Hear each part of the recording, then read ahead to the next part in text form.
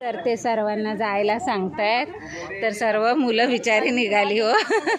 हे काय निघाली मुलं सगळी, कारण त्यांनाही बरं वाटत होतं इकडे बसून. मी तर घेतली माझी व्हिडिओ शूटिंग. मलाही थोडासाच एक हाताला जड झाले ना वजन, म्हणून आपलं गार्डनमधलंच रस्ता आहे, आपण स्थानिक आहोत, इथलेच आहोत. तर आता निघालं. होय होय निघतो आम्ही. मला तर वजन झालंय.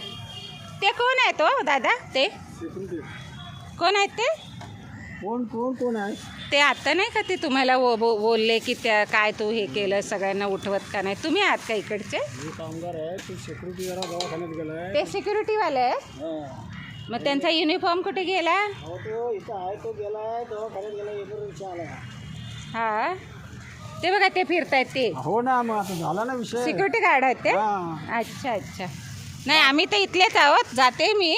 हे बघा एवढं वजन झालं ना, तर म्हटलं चला जरा बसू आणि एक व्हिडिओही काढला. तर बरोबर आहे, नियम पाळायलाच पाहिजे. तर चला आता आपण पण जाऊया. हां हे काही एवढं वजन झालं आहे मला, त्याच्यामुळे. तुमच्यासारख्या चांगल्या माणसामुळे ही कॉलेजची पोरं. हा बरोबर आहे, मान्य करतो. बरोबर. हा नाही बरोबर आहे, अगदी बरोबर आहे. नाही जे करताय ते तुम्ही अगदी चांगलंच करताय, आणि आपण पण नियमांना पाळतो. पाणी घालतो. हा बरोबर बरोबर. तर ऐकलत तुम्ही? हा बरोबर बरोबर.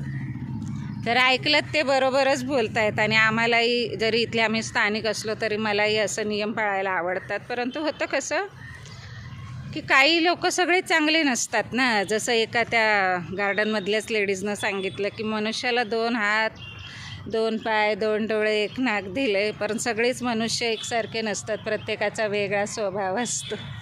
तर आता आपल्याला पण गेलं पाहिजे. चला निघूया, कारण नियम फॉलो करायला पाहिजेत. तर चला, मला काय ते बोलले नाही, परंतु ते असे लोक येऊन बसतात ना, कॉलेजचे तरुण युवा पिढी किंवा दुसरेही असे कुठून येतात, तर जे मग अनेक ठिकाणी असे वेगळे काही उद्दिष्ट, वेगळे काही समस्या निर्माण होतात. त्याच्यामुळे रूल फॉलो केले पाहिजे. तर चला असंच पाहत राहा. आवडल्यास लाईक करा. Thank you for watching.